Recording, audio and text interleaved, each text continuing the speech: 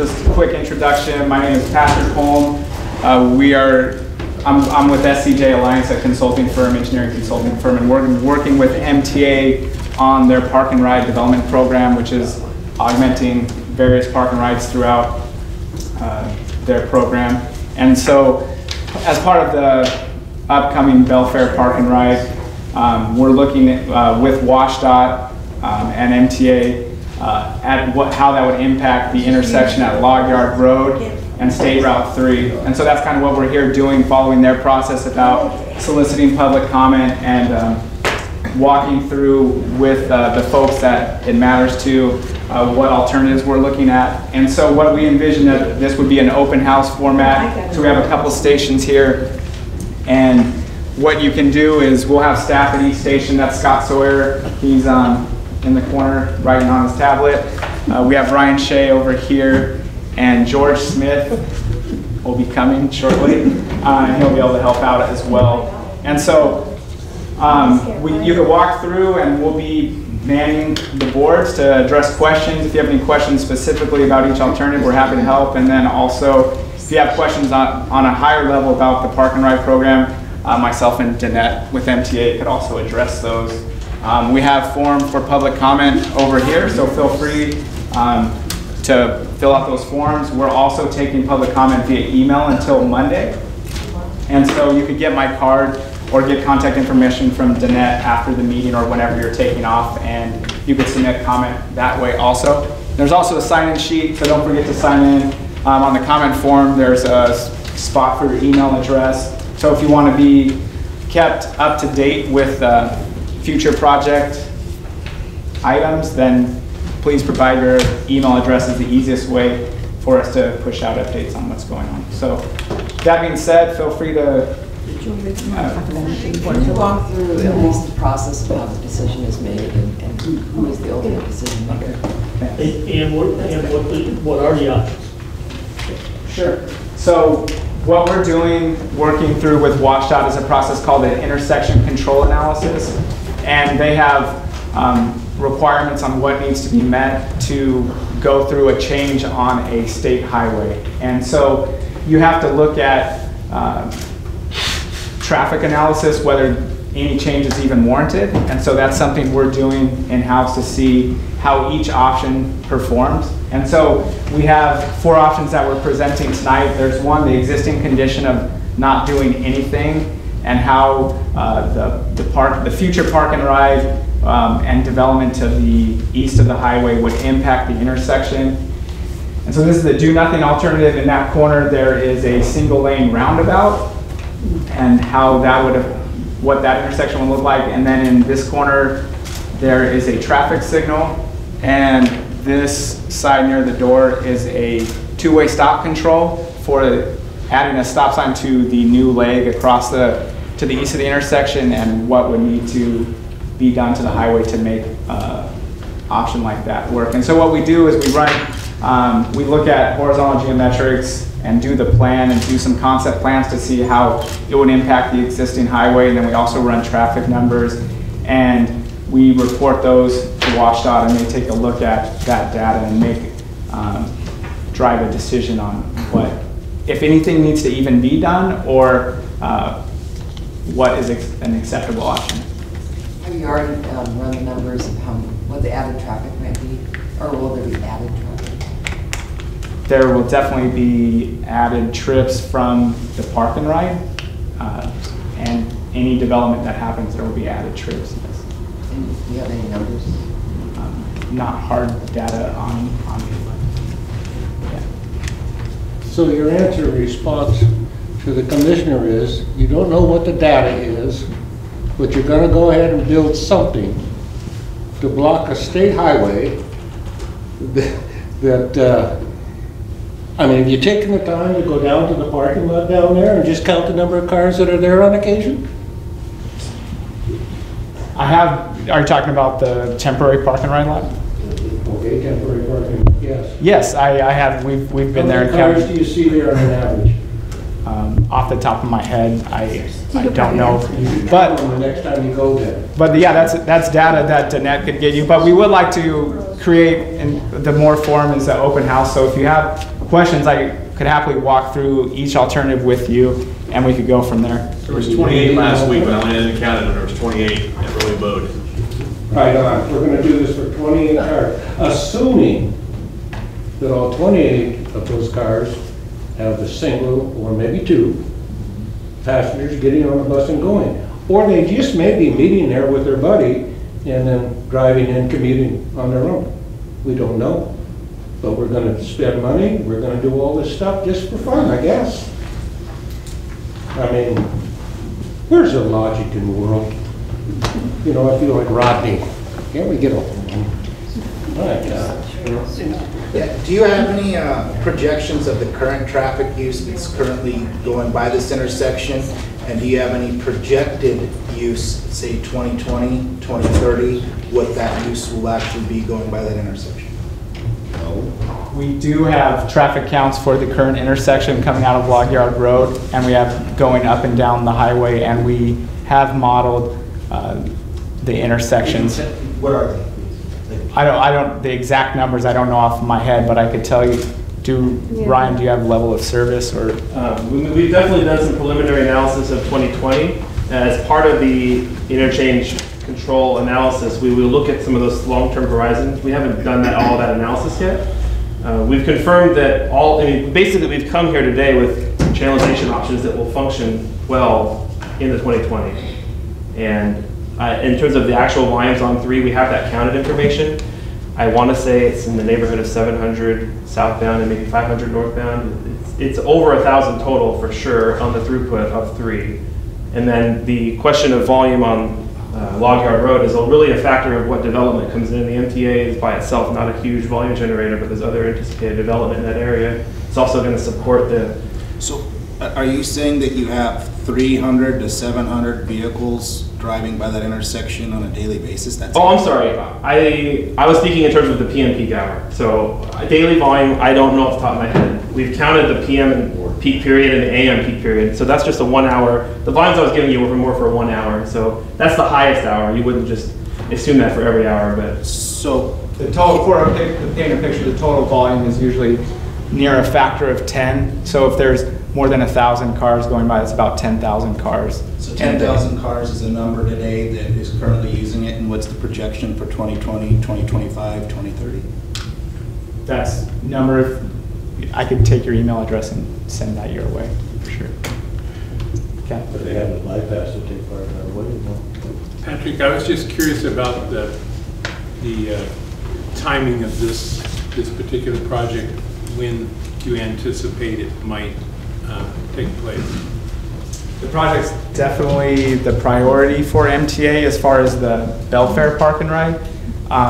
There is some strategy on how MTA is funded in each biennium, but I believe it would be the highest priority of all of the Park and Ride projects that we're looking at. Timing-wise, the next 5 years? Oh, no, the next year and a half. We plan to have our Park and Ride open by the end of June of 19. It's a year and a half. There's the potential, they're still considering a northern terminus for the alternate route. They're not calling it the bypass anymore. It would seem to make sense that that intersection might be considered for that.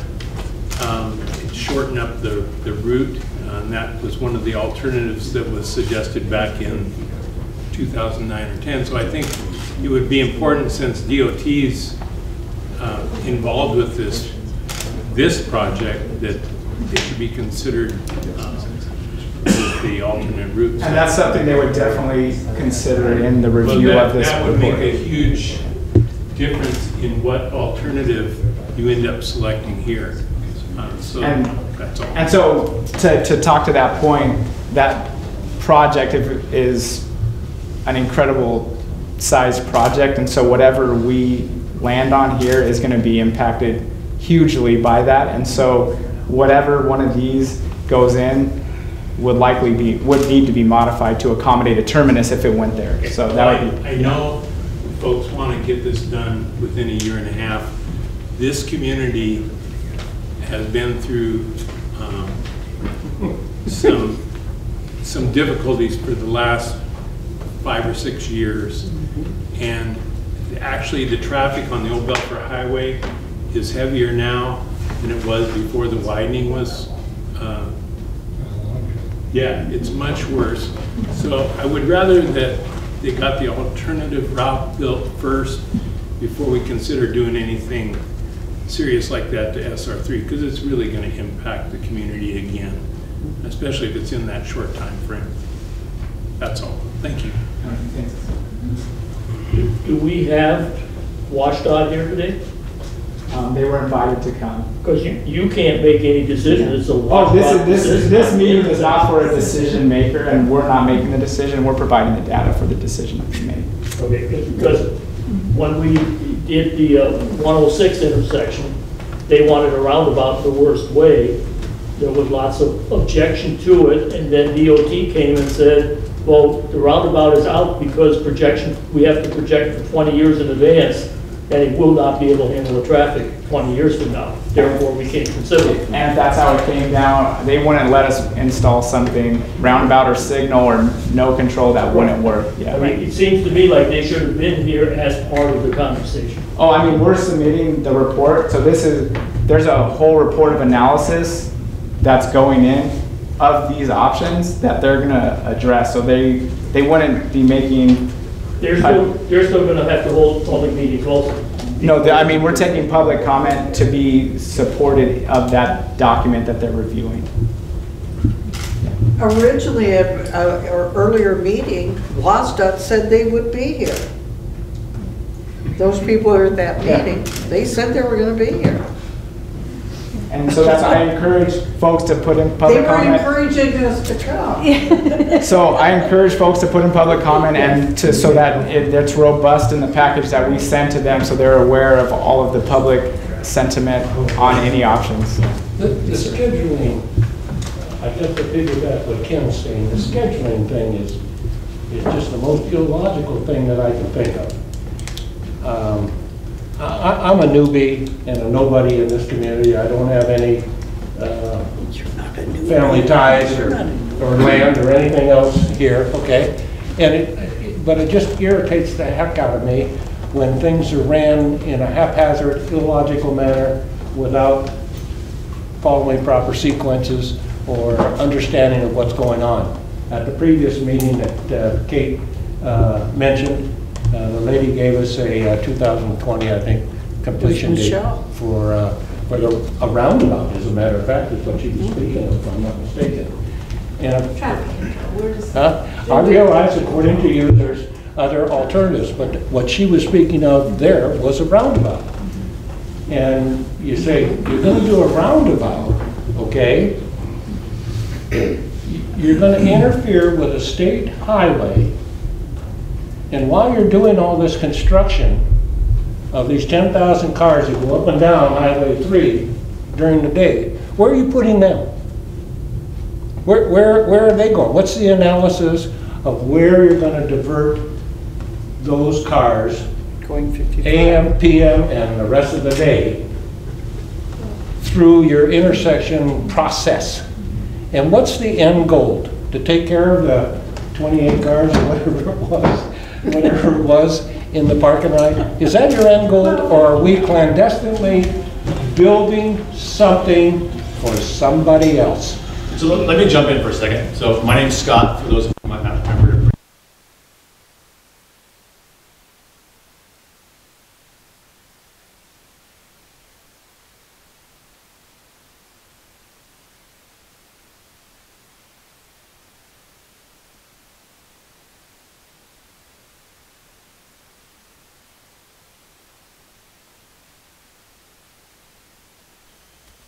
Things planned haphazardly and kind of just done, and we don't like that either. So as a breed, engineers progressive fashion and have a rationale for why we're doing things. I think that maybe we got off on the wrong foot because you guys asked some pretty specific questions about traffic projections, and Patrick didn't have them memorized. And I think he gave the impression that we don't know what they are. That's not factual. We actually do know what the numbers are. He's just trying to say he doesn't have them memorized. And we get nervous about giving you specific numbers when we don't have them off the top of our head. I do have the numbers on my laptop here, and Ryan assures me that his guess about, not guess, his number to you about the 500 or 700 in each direction for the peak hour is basically what our model's saying right now. We're in the process of completing a projection for 2020, or not for 2020, for 20 years out. That gets a little fuzzier because things get more difficult for us to crystal ball what happens when the bypass goes in and sort of human behavior about how willing people are to use the bypass as opposed to stay on Old Highway 3. And so some of that stuff we have to run some sensitivity analysis and sort of do some what ifs, and if it sucked a lot of traffic off, what would it look like? If it didn't suck a lot of traffic off, what would it look like? And that's stuff that we're running through right now. The work that we've done to date is that our intent is not to gum up the road that already gums up by itself right now. So obviously that doesn't make a lot of sense. So you guys are already experiencing that the signal at the bottom of the hill by the grocery store backs up, and sometimes traffic was coming southbound backs all the way up to the top of the hill. And so we know that happens. That's the top of the hill. So we can all find common ground that that's happening today, right? So that we recognize that's happening today. The question is that when we cite a park and ride, we want to make sure that the park and ride is functional, and not functional to the handicap or the detriment of other users, just that everything's working for everybody. And so in that context, when we cite a park and ride at Log Yard Road, and then we also are taking into consideration the potential for other development that is planned, or at least in the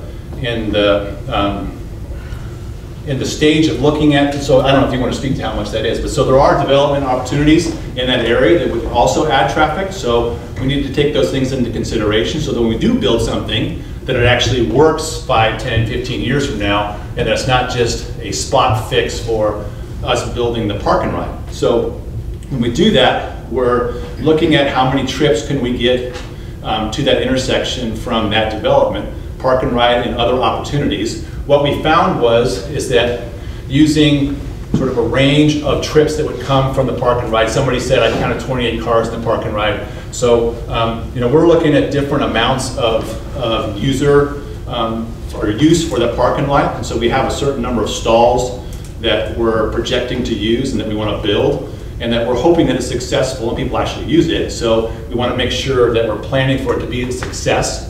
We're not planning for it to be a failure. But we do look at sort of a low-end projection and a high-end projection about how much stall usage we'll get. We add to that the potential for trips that are coming from other developments. What we're finding is that you could probably get by with just a stop sign still for just a park and ride, but it gets really tough for people to try to turn off the side roads, especially when things get really heavy on the highway. And it's not so comfortable turning off the side road when the traffic's heavy on the highway, especially when it's traveling at higher speeds. So, and then we don't have to add very much development to the east side of the highway for that to kind of all fall apart. So once it all falls apart, the things that we're looking at that do tend to make sense is not an all stop, but a stop condition on the side roads, but it has acceleration lanes in the middle so that when people are coming through at 40, 50, 55 miles an hour, that you've got a space to go into in the center of the highway to get up to speed and then merge in with the flow of traffic. And because of the speeds of the road and the volumes on the highway, that the stop control doesn't really work unless we add those deceleration and acceleration lanes. And so that puts a lot of footprint out there, and then it sort of breaks down eventually if we start to add more traffic to the side roads. So far, that's not really a big winner for us, but it is in the hunt. And then the next thing we looked at was a signal that does perform well. It operates well under a wide variety of different traffic loadings that, for 20 years out and different amounts of development that we get, that the signal works well. The roundabout also works well. And then, so then we start to look at some other things like sort of amount of right-of-way that we need for both options, or the cost. And then we look at cost. We look at not only the capital cost, but also the ongoing operations and maintenance cost of the two.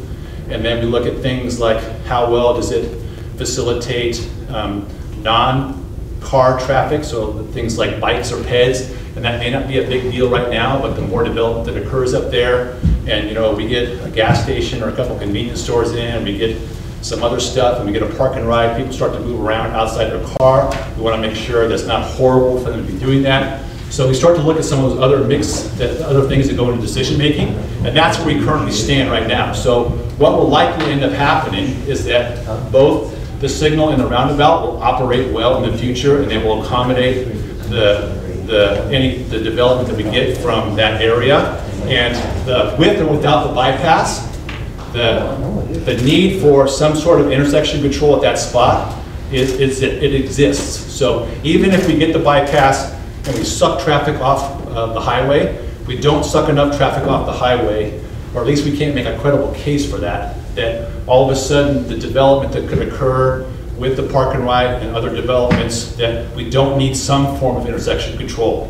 So what we're looking for is a type of intersection control that doesn't hammer the highway so that we're making it worse than it already is, but also gives that chance, gives that area an opportunity to develop and function and work well at the same time. So does that help to clear up some of the fuzziness? And so I'll take you at your hand first.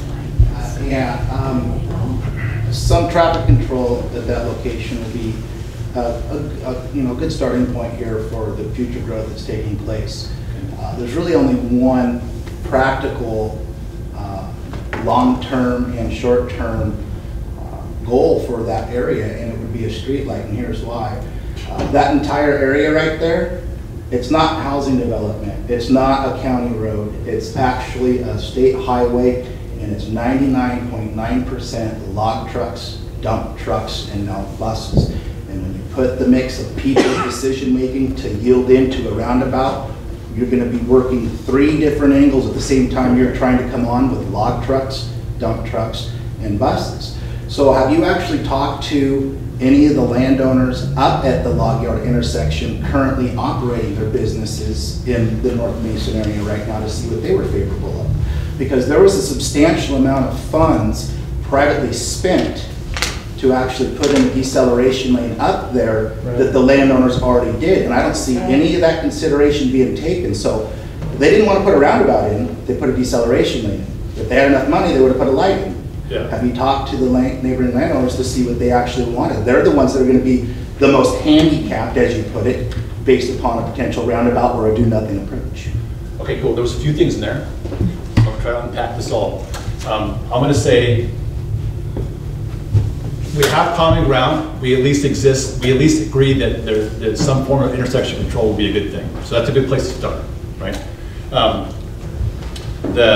Have you had conversations? I personally have not had conversations with the owners on the west side. We have had conversations with the developers on the east side, and I think you've talked to people on the west side. True or false? No, that's in the plan to reach out as part of this process. Okay. So I think another thing, so to answer that question, as part of our public outreach, we will be talking to those people to make sure we get their perspective on what the two different, if we're talking about just the signal versus the roundabout, what their input would be and what the concerns they'd have, okay? There's quite a few of the landowners currently here, and I think you might want to listen to them. Sure, that's fine. I say street lights versus roundabout as a landowner in that area, just for the life safety factor of having to guess what somebody's going to be doing tired at work in the morning versus somebody fully loaded with logs, dump trucks, and buses. You're putting pedestrians that are commuting in vehicles at jeopardy with commercial freight with a roundabout. Okay, so let me come back to that one. But the only way that the neighbors there that I've talked to are all in agreement for a light that I've talked to. I haven't talked to all of them. You eliminate any guessing with a street light. Yeah, Red means stop, green means go. Okay, so let me come back to that one, because I think that's going to be sort of a fundamental one for a lot of people. You said something about private money paying for the deceleration lane, and that you don't see us taking consideration for that. There's not really a mechanism for us to refund somebody who paid for that infrastructure. So I don't know if that's what the point you're making, but we do take it into consideration in terms of that is footprint that's there.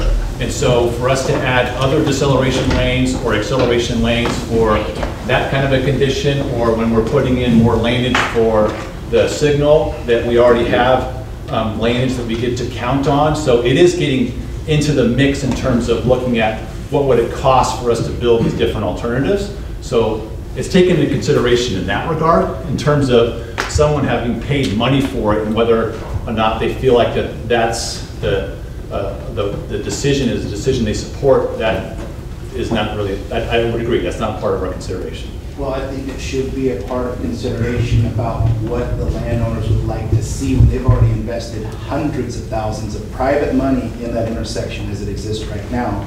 And there's never been one discussion out of any of the truck traffic and the companies that own up there about a roundabout. Okay. Okay, I'm going to come back, so I'm going to field some other questions and then come back to the safety one, because I do want to say some things about that in general.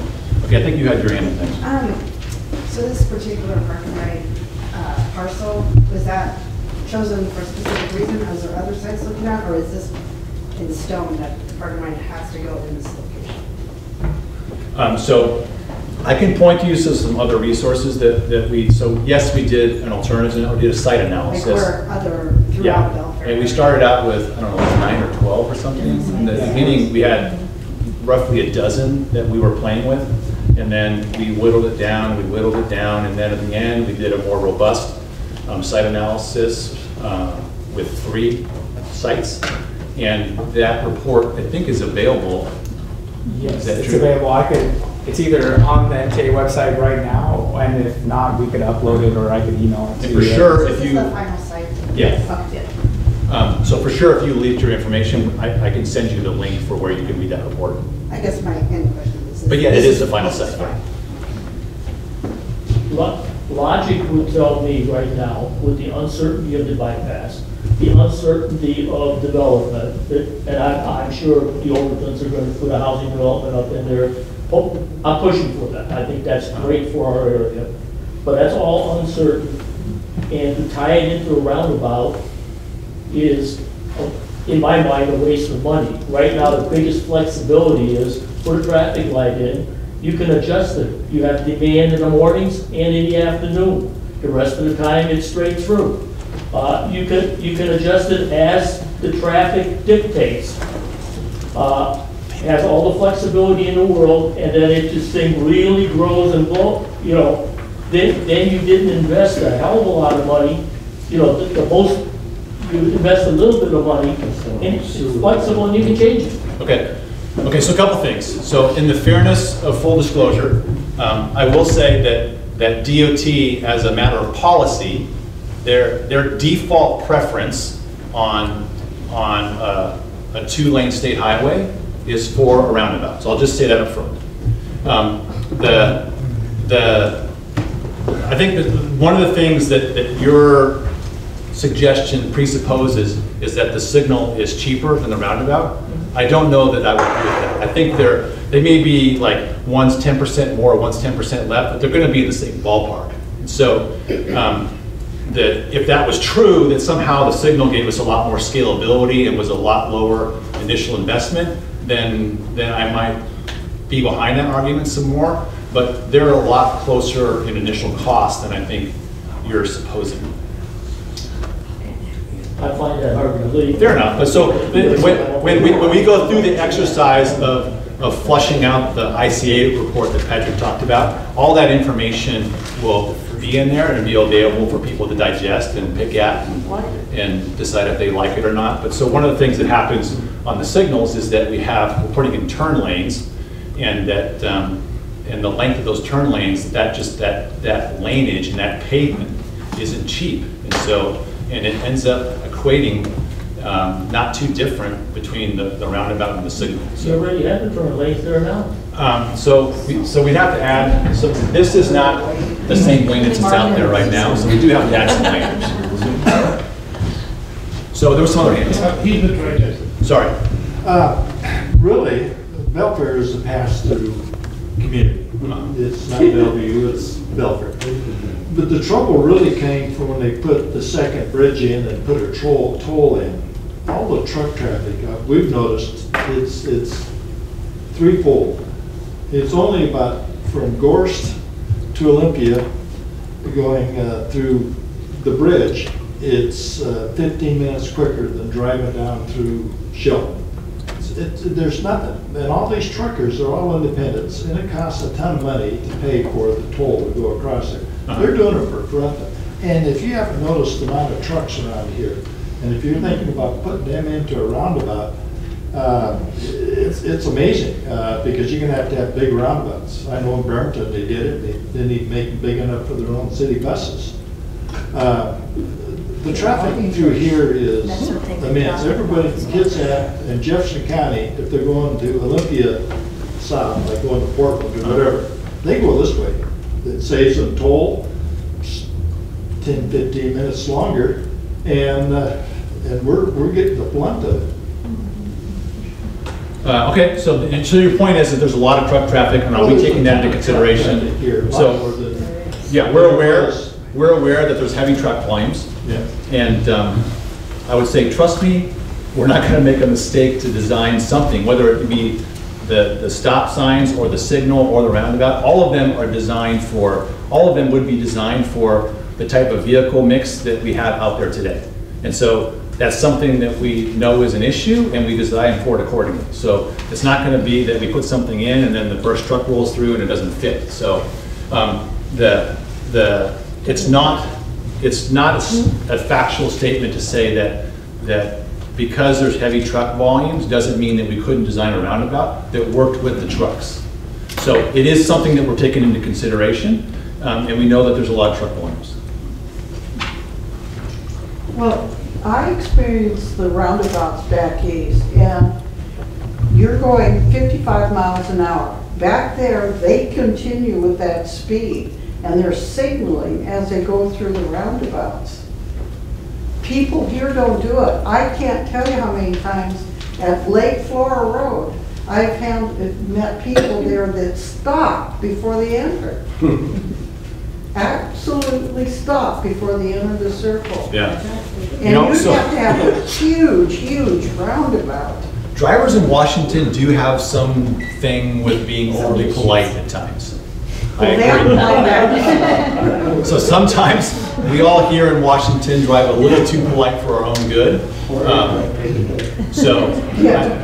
One thing I would say is, and I don't know if this is what you're describing, but there are a lot of roundabouts back east that are not actually roundabouts, they're traffic circles. And those operate in a fundamentally different way. Yeah. The person who's supposed to yield is different in a traffic circle than it is in a roundabout. And the traffic circles are normally a lot larger, and they allow much higher speeds. And so they're not the same thing. And so I would ask you to sort of draw a distinction between those two.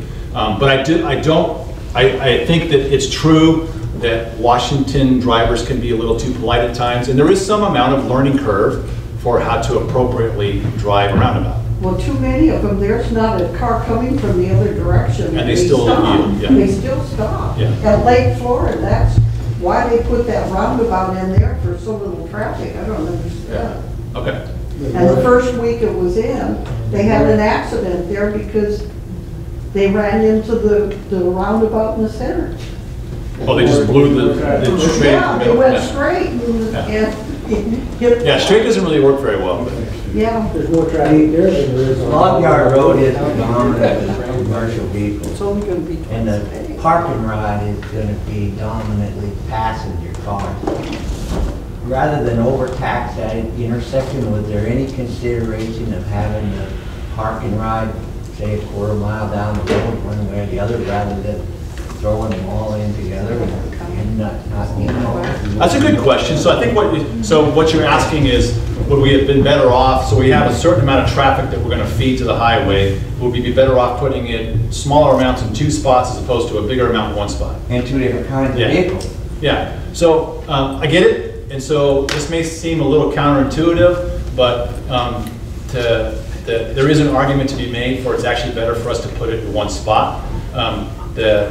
The signal and the roundabout, all of them work better to some degree if we have some amount of critical mass of volume from the side road, because otherwise we end up with the stop control condition, especially for a signal. There is a document that we use called the Manual for Uniform Traffic Control Devices. So You probably aren't all familiar with that, but it's basically our Bible of signs and stripes that we put on the road. And that book has a defined process that we go through when we put in a signal. So it's called a signal warrant, and we have to do an analysis to decide whether a signal is warranted or not. And the very reason that we do that is because signals are dangerous. They are an inherently dangerous intersection control.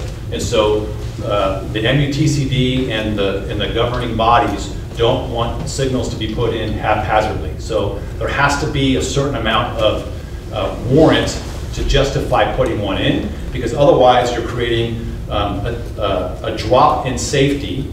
And when I say a drop in safety, so everything we do is sort of on the spectrum of safe, but there's still amounts of gray in the safety, right? So when we put a signal in, we're dropping the level of safety.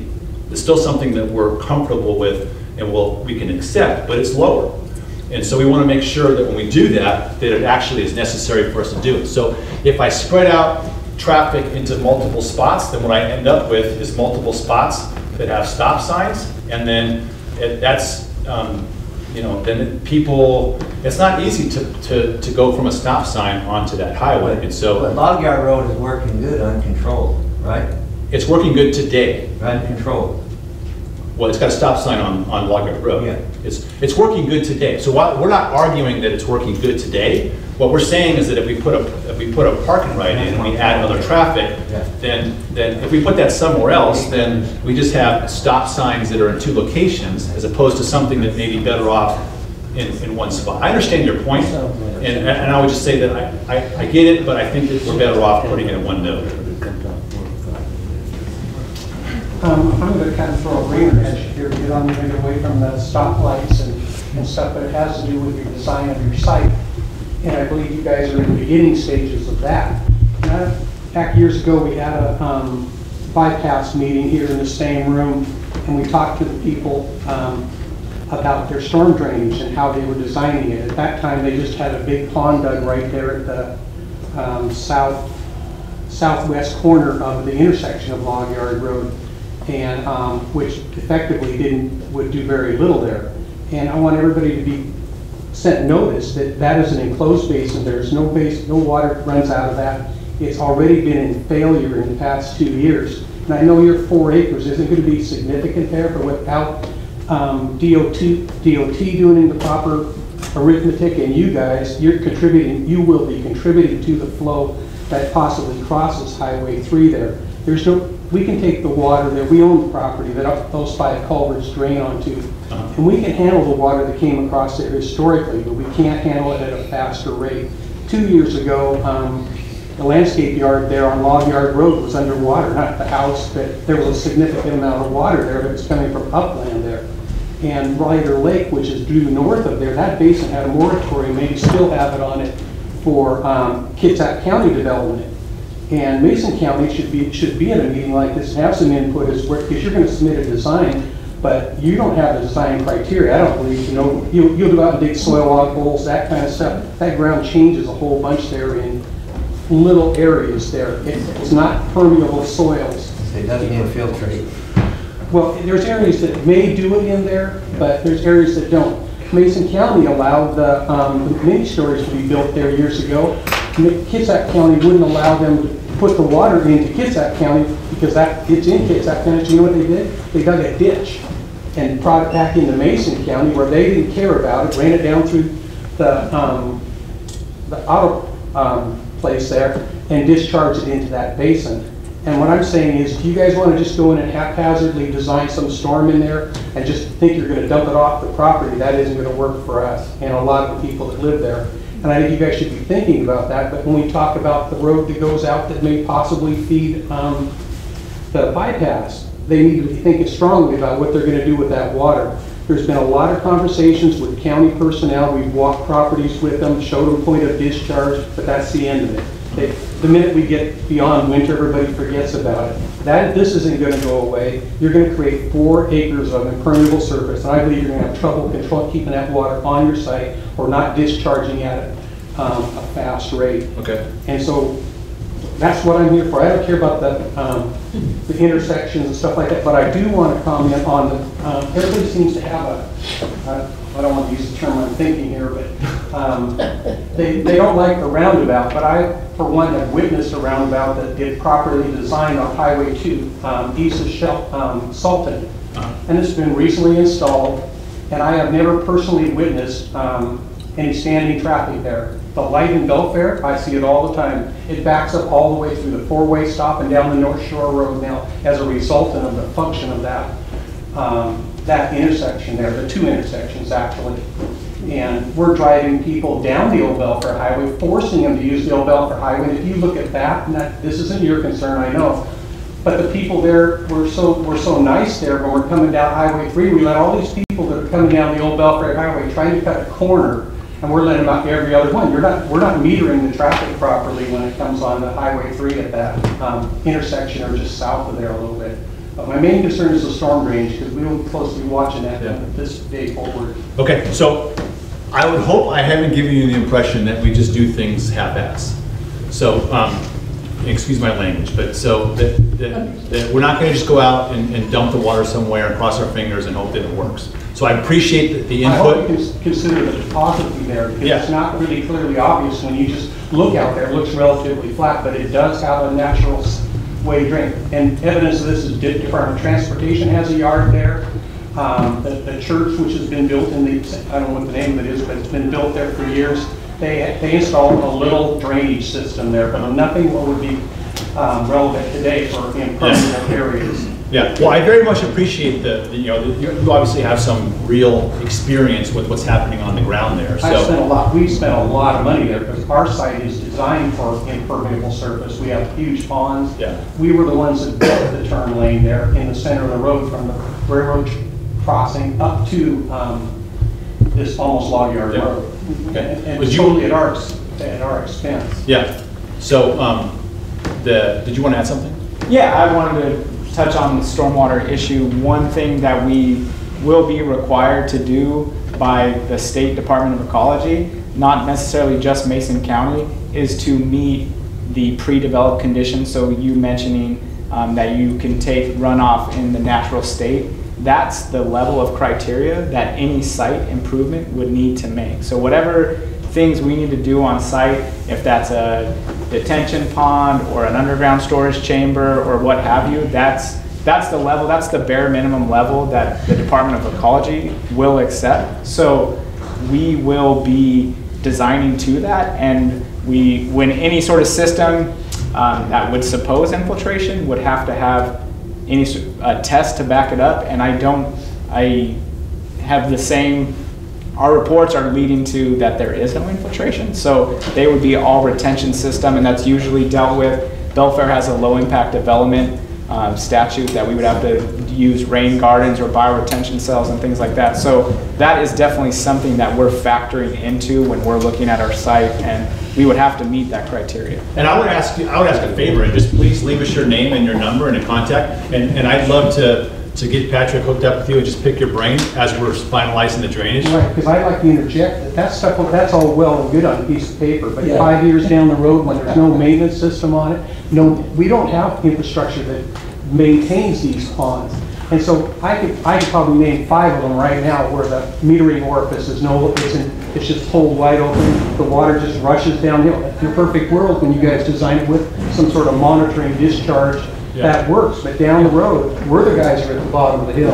Well, so we'll talk offline, and we'll give you some ideas about things we're looking at. You can give us some things that you've experienced, and we'll come up with something that works. Sorry, I'll come to you next. It's okay. I'm Dr. Peterson. I just wanted to piggyback on Steve's comments on the roundabout. And I know that there's been some comments and concerns about the roundabout, and I think they run so smoothly. I run out in Gig Harbor a lot, and some of those have 5 and 6 ingress-egress points and 30,000 cars a day in one particular roundabout I can think of, and it runs so smoothly. And I got a kick out of it. I was listening to Steve talk and hearing some of the feedback locally. I just got back from Vietnam, which in some of the places is still very third world, and they've got roundabouts everywhere, and it seems like every roundabout is got about 100 cars and 4,000 mopeds at the same time. And it worked like a Swiss watch. It's just, to me, it's a no-brainer. I just love them, and I'm glad you guys are considering it. What I'm going to say is not about the commissioner, it's somebody that lives here in Belfair, but I think there's some of these things that we need to let you know that's happened in the past that is not being discussed here, because you had questions earlier about the parking right. Why is it there? There was a whole public process that occurred before any of this to help decide where to put the parking right. There was money that was given from the state in the form of gas tax and stuff like that, because to people in the state, I assure you, transit is huge. Not just little, it's huge. If they had their way, we'd all be running on buses everywhere you go. It doesn't work that way, but that money flowed for that purpose. So the whole process happened, and that site was determined after looking at many different things. Now with that, the idea that that site's been determined, and remember, the money's already been spent, it's already been purchased, infrastructure's going on there. So this is happening there, that's already in the works. But aside from any of that, I want to remind you that you may not want something or may not like something to come in, but there's a lot of people that are asking all the time, is there going to be a cafe up on top of the hill? Is there going to be a job location that's going to have 50 or 100 jobs? That's the place that's going to go in the county, because that's the place that's meant to go there. So no matter what, whether or not, growth is going to happen. So the question becomes, how are we going to deal with it when the growth does occur there?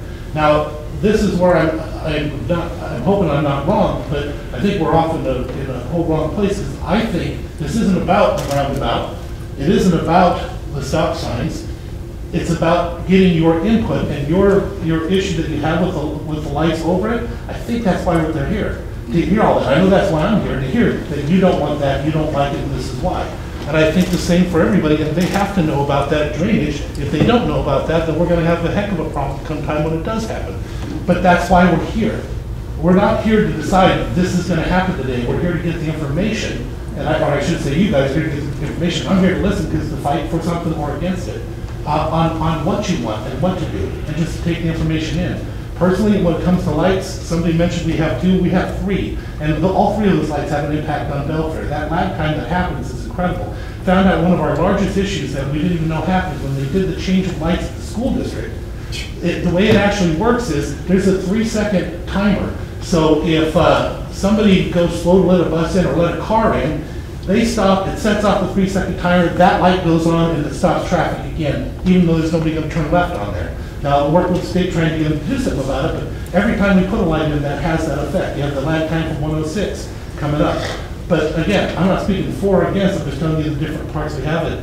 I'm hoping though that that's why we're brought here, was to find out what everybody's information is, what our issues we have, and get that to you. And then you take it and give it to others to make the decisions. Yeah, so I really appreciate you bringing that up. And I'm just going to say something. So the thing that I'm really good at is solving problems, right? So what I'm not so good at is like reading people's minds, and I don't live here, right? And so I don't drive this every day. So where I think this works best is where you guys tell us, the things you're experiencing and the challenge you're having and the problems that you're having. And then what we're good at is solving the problems. Where sometimes these conversations don't go great is when we immediately jump in the conversation to solutions, and then we start debating the solutions. It's easier if we all find common ground and agree on what the problems are, and then once we craft solutions to those problems, I can explain to you our rationale for why we think this is addressing the things you guys tell me you're worried about. And then whether you agree with that or not, then we can leave that to a different time. But that's usually when this works best, is when we understand what you're trying to solve, and then we bring our experience and our judgment and our expertise to solving those problems. And I think that sort of dovetails with what you're saying. And I will say, I hope like heck you don't even consider any roundup that has more than 1 lane. Yeah. But again, so I think my personal thing is that it's up to everybody to decide that, though, not for me. I'm just giving my consent. When we all go back around to do this, I hope I have an opportunity to tell you that. You've been waiting. Scott, one thing that I'm most possible, and on Highway 3, we've seen a bunch bunch of fatalities, and the majority of them have been head-on crashes or T-bone crashes. So I'm interested in kind of the best solution that doesn't get us into a gray area of safety, rather than what the travel time is going to be, or that there's some sort of impact. Travel time up there is already heavily impacted, and I don't think we could build enough lane capacity to solve that problem from Gorst through Belfair. That's a huge project. Okay, cool. Those T-bone intersections and crashes and head-on crashes are the things that I get most worried about when you see those on Highway 3. And we see them up at the airport. So I think that's why I'm interested in other solutions that aren't about people trying to beat the light, because they know it's going to add 5 minutes to their travel time. Okay. Let's add heavy truck volumes, and also add impacts to the highway. And when I say impacts to the highway, I'm trying to capture the thought about, you know, we don't need more stuff that's gumming up the highway. And so let's just make sure that we're capturing people's concerns about what they think is broken or what's not working right, or what challenges or problems you're seeing, instead of sort of just jumping to I vote signal or I vote this. And so, go ahead. You spend a lot of time designing potential solutions.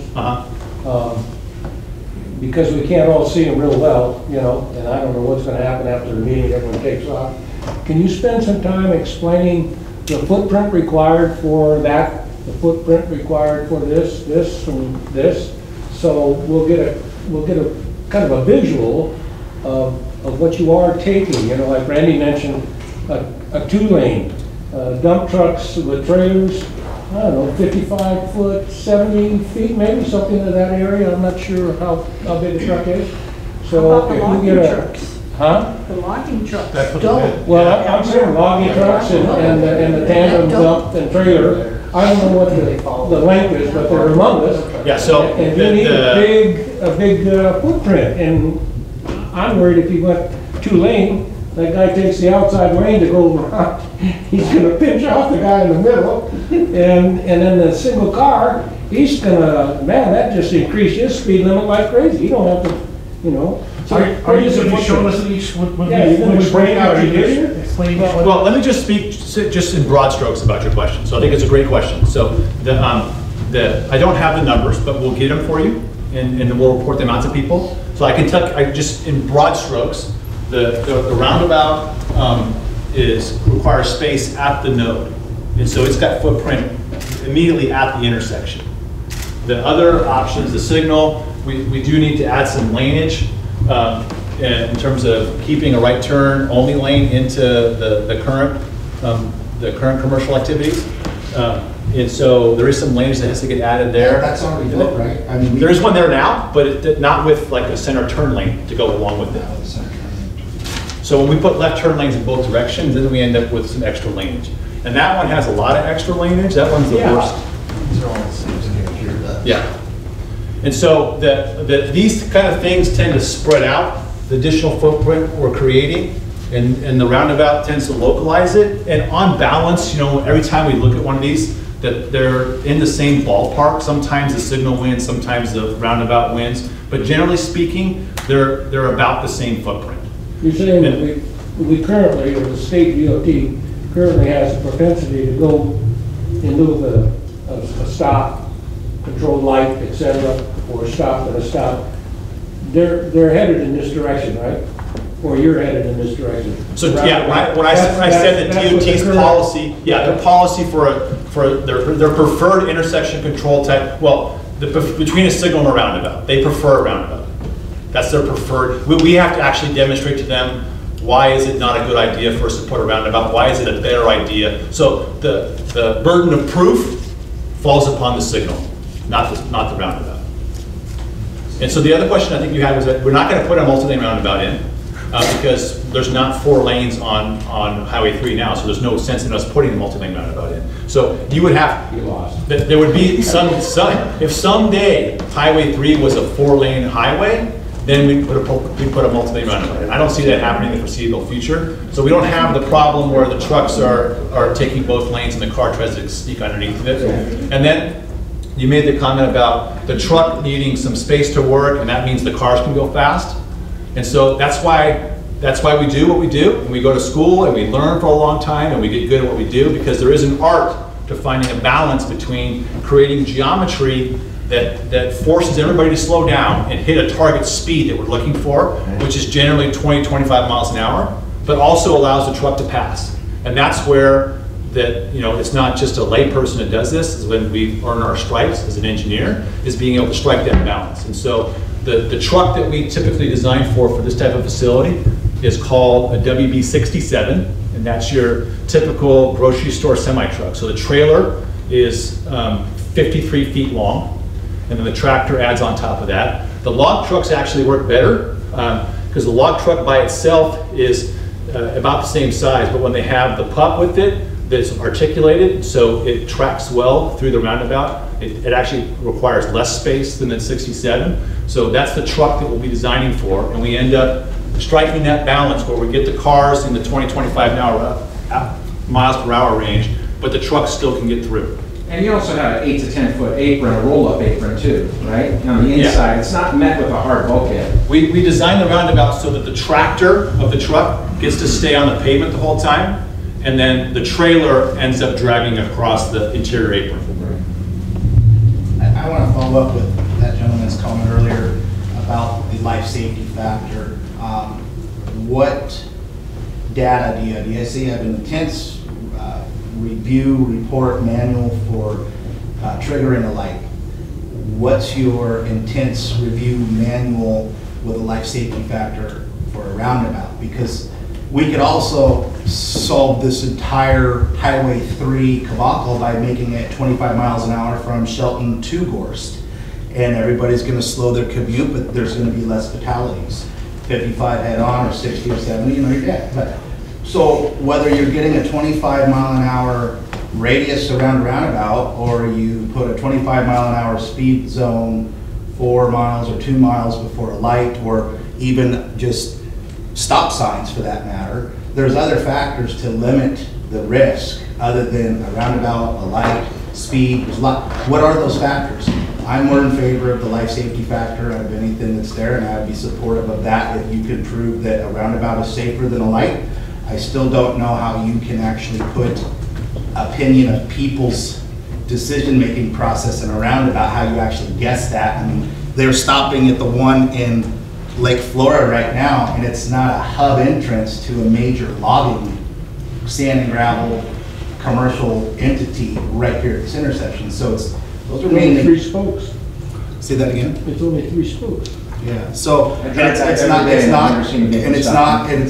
not a county road we're dealing with going up to Costco and Gig Harbor, or 4,000 mopeds. We're going to be dealing with 4,000 log trucks and dump trucks in this area. So what's the life safety factor that you've already studied that shows the best scenario?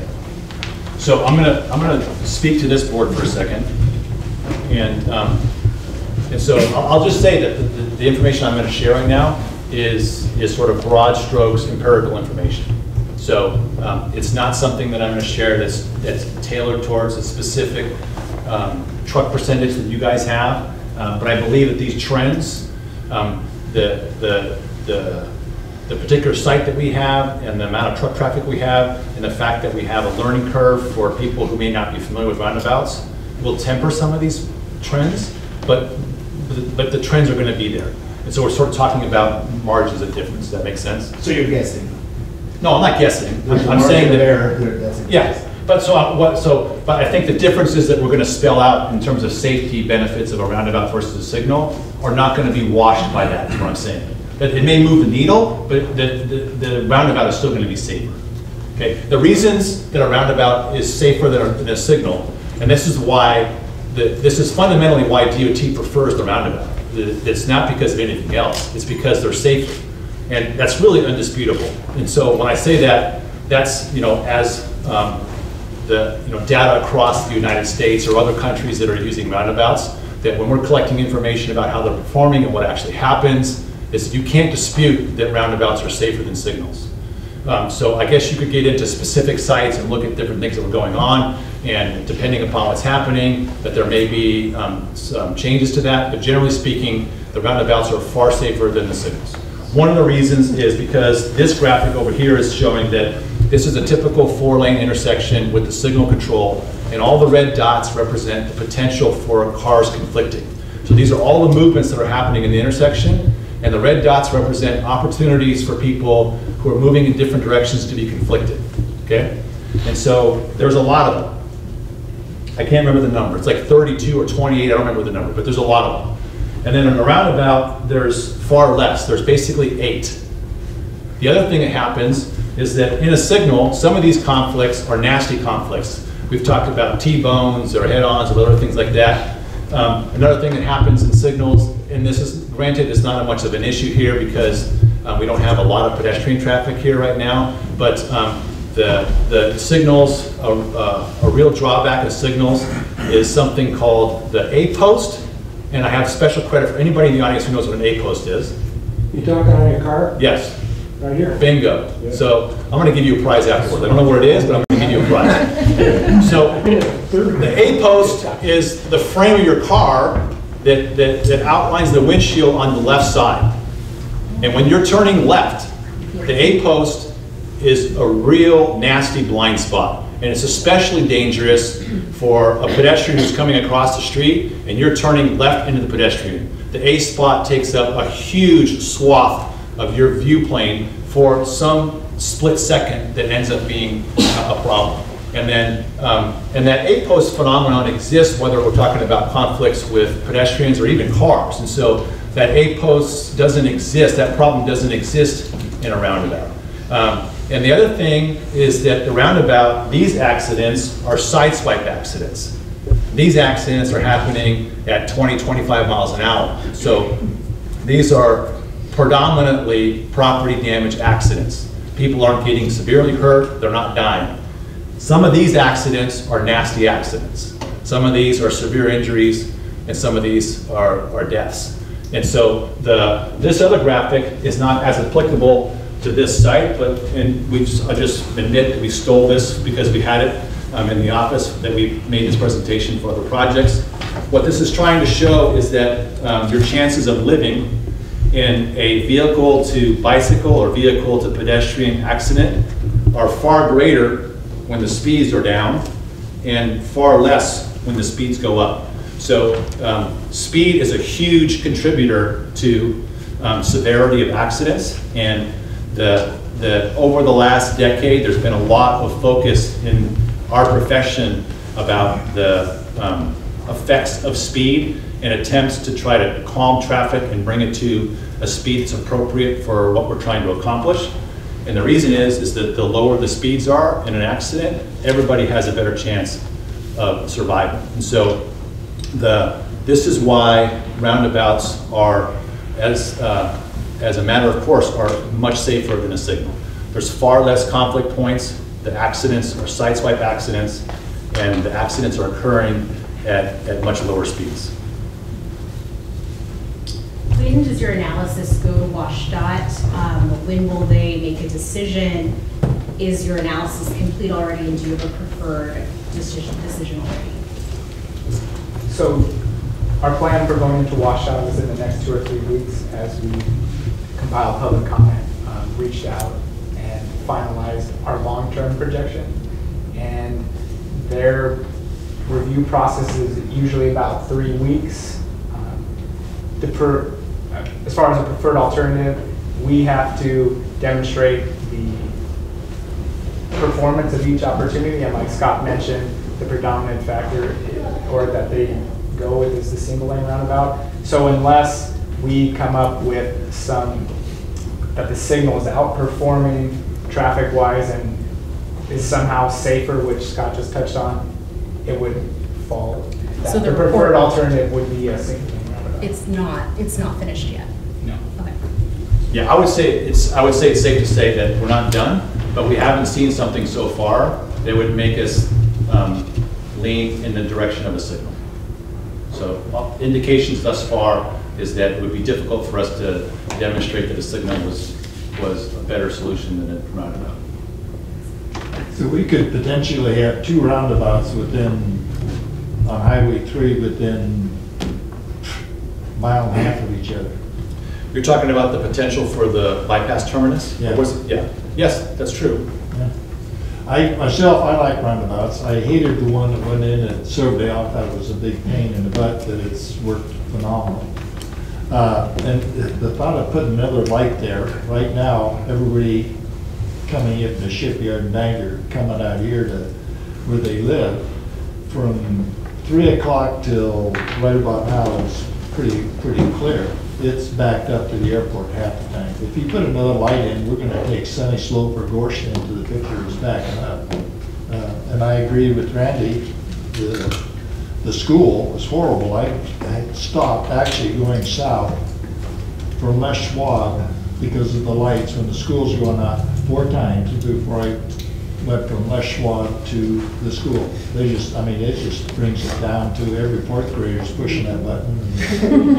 And every bus and every teacher and every counselor and every parent picking up. That's the worst setup in the world. Yeah, I've heard from Patrick, who's heard from different people, and some of you might be in the room, about, well, gee, it's not a good idea to put the roundabout in because the traffic backs up through that intersection. And to that, I would say that, okay, but if traffic backs up through that intersection, I'd much rather there be a roundabout there than a signal there. The signal is just going to tend to exacerbate the problem.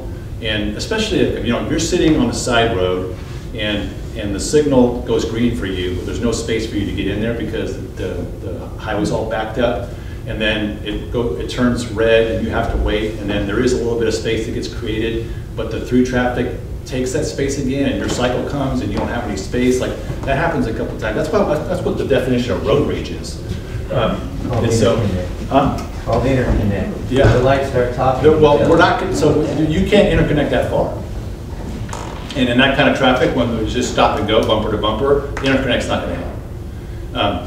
And so, but for a roundabout, what would happen, and I'm not saying this is a great thing, it's not great when the highway's gummed up, period, so don't get me wrong. But if the highway's gummed up and you're coming off a roundabout, then to say that this is southbound traffic coming into the roundabout and it's back all the way through the roundabout, and then you're trying to turn left out of the park and ride or other developments, well, you get to enter the roundabout. So presumably at that time of day, you're not going to have a lot of traffic coming northbound. So you're going to have an opportunity to get into the roundabout. And then once you're into the roundabout, there's a space for you to sit here in between the legs and still let cars go by. And the cars coming in need to yield to you. So you are going to find your space in. And so the roundabout will continue. It's not going to be like all of a sudden this clears up. This isn't going to help the signal at the bottom of the hill. But when the signal is backing all the way through here, this is your best way of getting people through in a practical way and sort of a methodical way, and then everybody gets their chance, and then you're not going to be sort of stuck at the whims of a signal cycle.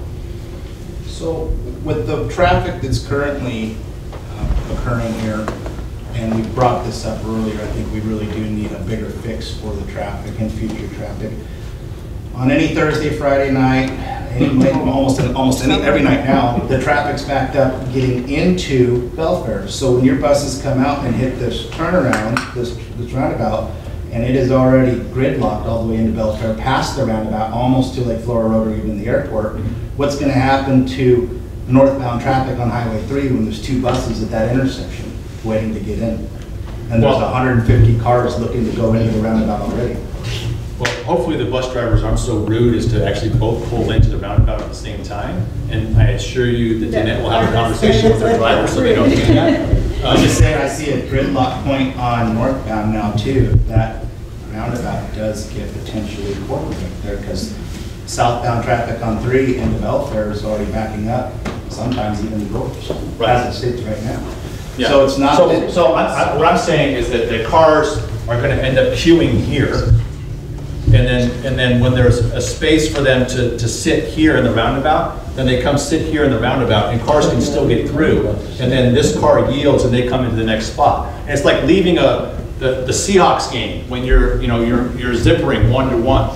So the cars are going to zipper right here together. So the bus is going to come out here, and they're going to zipper. And then when that bus clears, somebody else is going to come into that spot, and they're going to zipper. And then when that clears, somebody else is going to come into that spot, and they're going to zipper.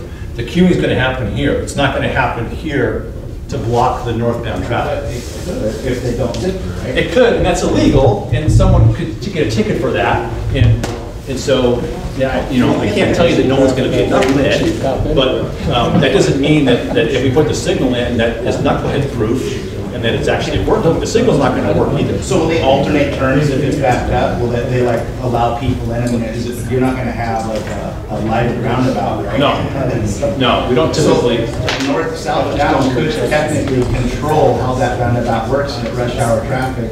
If nobody lets anybody in, then anybody merging from Log Yard Road or the new south entrance. Well, I would say that, so I'm not saying that occasionally there's somebody's going to come in through here and there's going to be a knucklehead and not zipper, but I would say that, you know, 8 or 9, 10 out of 10 people are going to be, first, it's the law, it's what they're supposed to do, and I think they're going to be courteous. We already talked about that Washingtons are overly polite, so the idea that 10 out of 10 people are going to be rude and cut them off, I don't see that happening.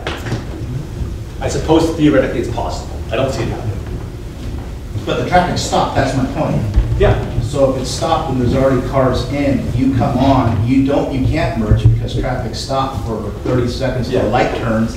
You're gonna have gridlock all the way through until we get a better solution for the traffic on Highway 3. This is really meant not for, I mean, it's a beautiful plan. I like the life safety factor. I'm not opposed about roundabouts. I just never seen a roundabout work in conjunction with such an industrial area with a highway at 55 miles an hour. So I don't have the statistics, I don't know. I know we're trained to be defensive drivers when we're driving our big trucks, and every car that sees our trucks tries to zim by us. I mean, we've all done it, even I passed the trucks and we own our own trucks, right? So I just don't know how, with the traffic at hand, all I'm going to do with this proposal is I personally will probably direct my team of people to take Old Belfair Highway. So. Well, I would encourage you at least give it a shot. Give it a try before you do that. Please don't hurt the problem. But I wonder if Patrick could capture my thought earlier about the timing of this project in relation to the freight corridor. Yeah. Thank you for bringing that up. Thank you. Way to go.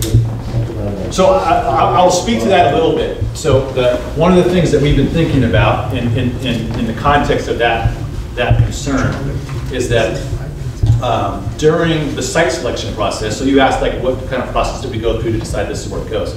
So during that process, we actually had a working group that was helping us to voice concerns or give us information about how things were really working. And so we had a couple of the drivers, the driver operators, or what do you call them? Worker drivers. Worker drivers. So we had a couple of worker drivers who were on that group, and what they told us was that we can't get back on the highway. So you can have this park and ride, but if we can't get back on the highway and in the evening, then it doesn't work. We're stuck.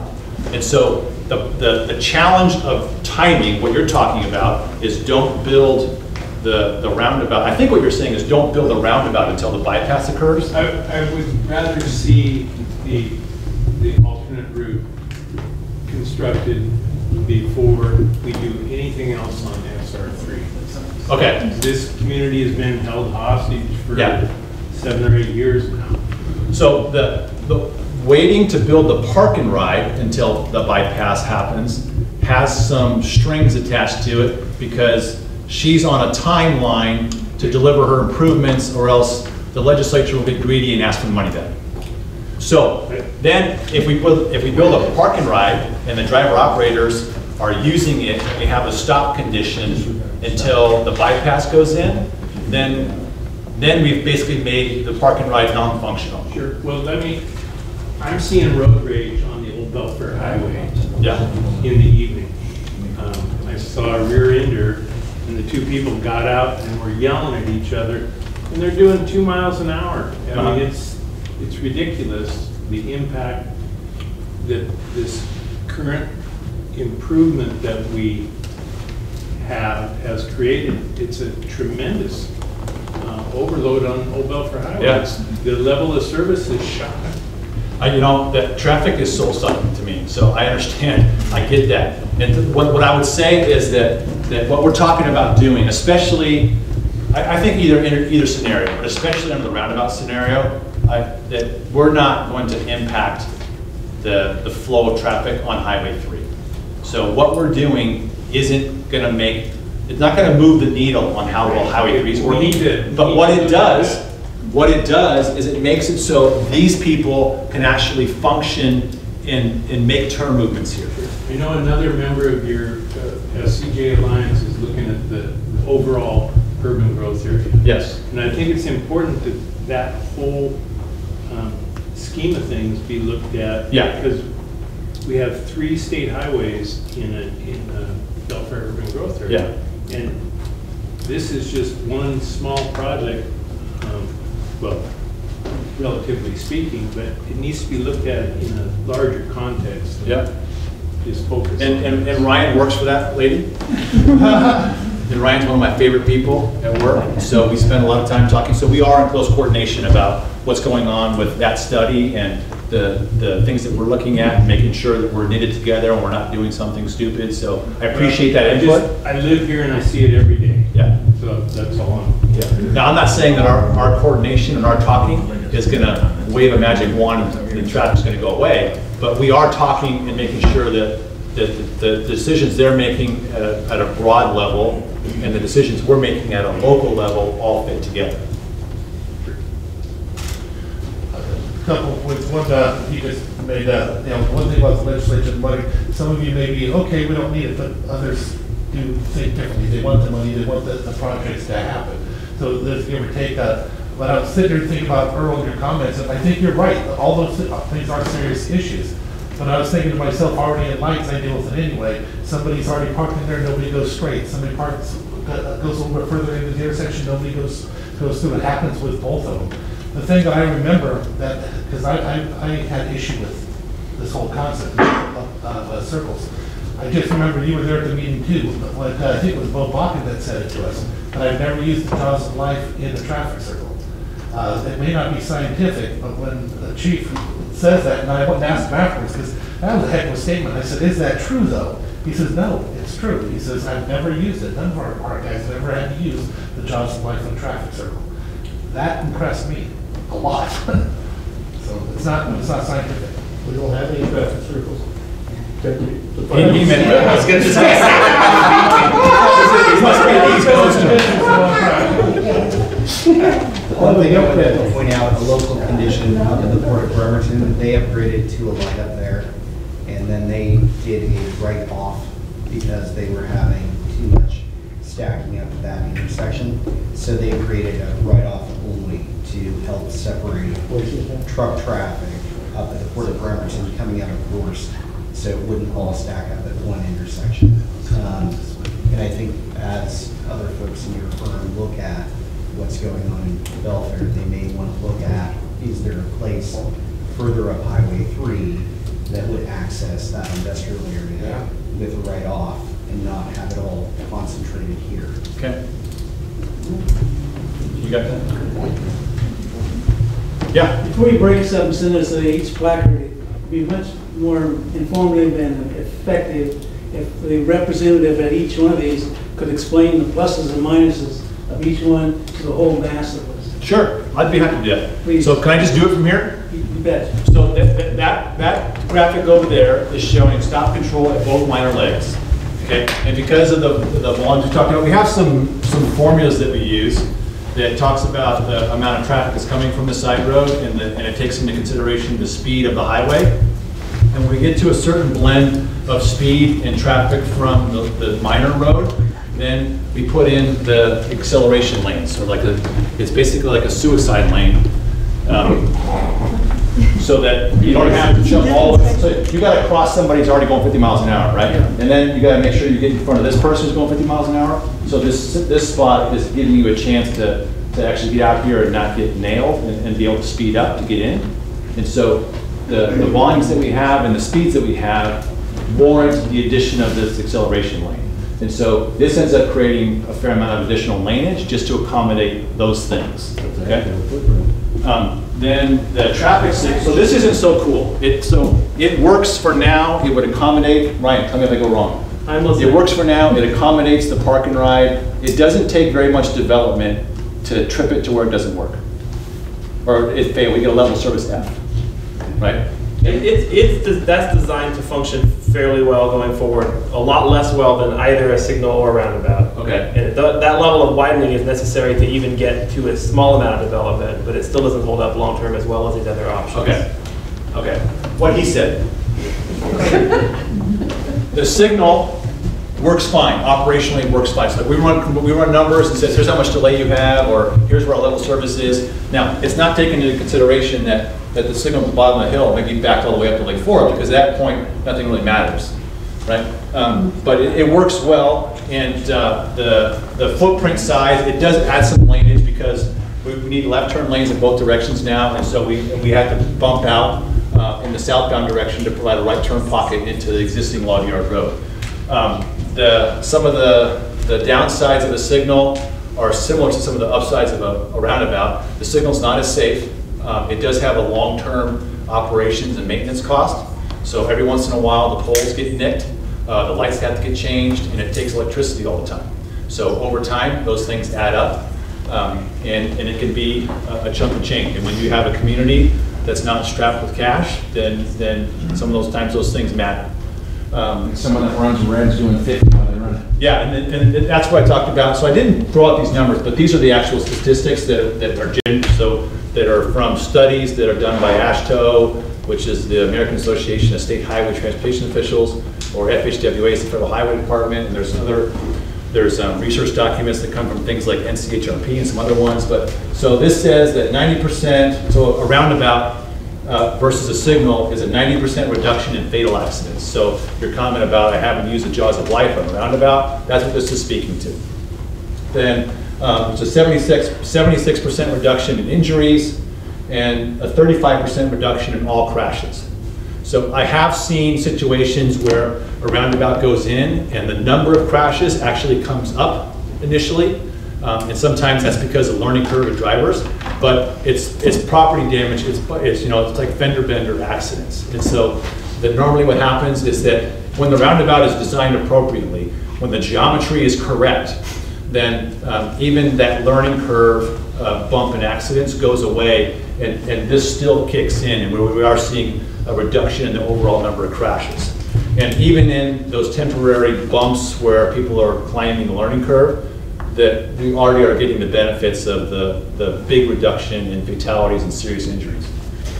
And so that for the roundabout, there is more space required at the immediate intersection.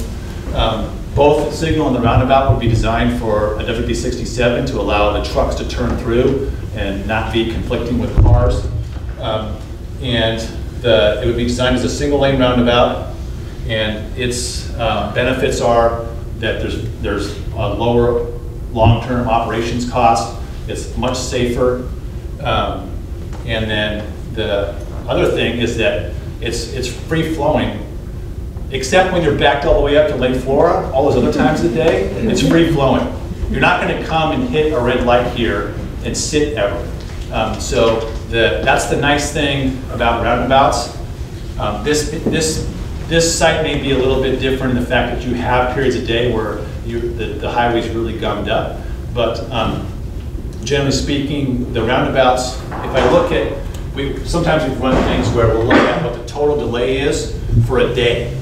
And so that maybe the roundabout and the signal are operating pretty similar at peak hours, but if we add up the whole day, that the roundabout, what would you say is the bump, like 20% maybe, or? More, probably closer to 30 or 40. So we get like a reduction in total delay for the day of like 40%. And that's because all the off-peak time, the roundabout is always moving. Yeah. and you never have a random time where you hit the signal and you have to wait. And so, you know, you add those things up for a year, and it matters for people. So those are that's my quick pros and cons for each one of those alternatives. And if you guys have more questions, we do break up, that we can dive deeper into the details of each of the stations. Did I hit that for you? Thanks. Okay. I really like what the gentleman said about having a write-off for the industrial traffic that wouldn't be impacting the roundabout or like, you know, a mile or so of the Mason County line prior to hitting this area. I think it would really eliminate half the truck traffic that would be at that intersection, which is really a life-saving factor, whether it's a light or a roundabout.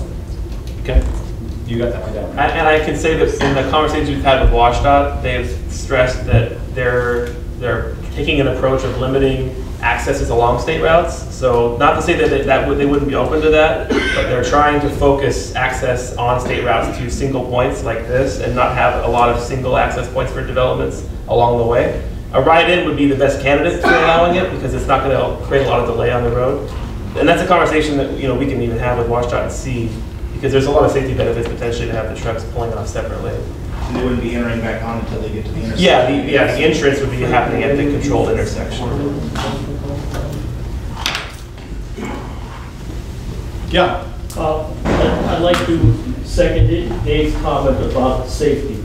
Safety is number one. Okay. I mean, I'll third that. yeah. The rest of it is, I don't like a roundabout, but if it's safer, somebody's not going to get killed. Yeah. But I'll sway towards the safety aspect. And down here in the fine print, if you guys are if you're curious and you have time in your hands, you can write down some of these web links or some of these citations. And if you wanted to go back and actually read those reports and you have trouble falling asleep at night, you could try that. That might help. Maybe this is a good time. If there's no more pressing questions, we can break into the groups and we can keep answering more detailed questions.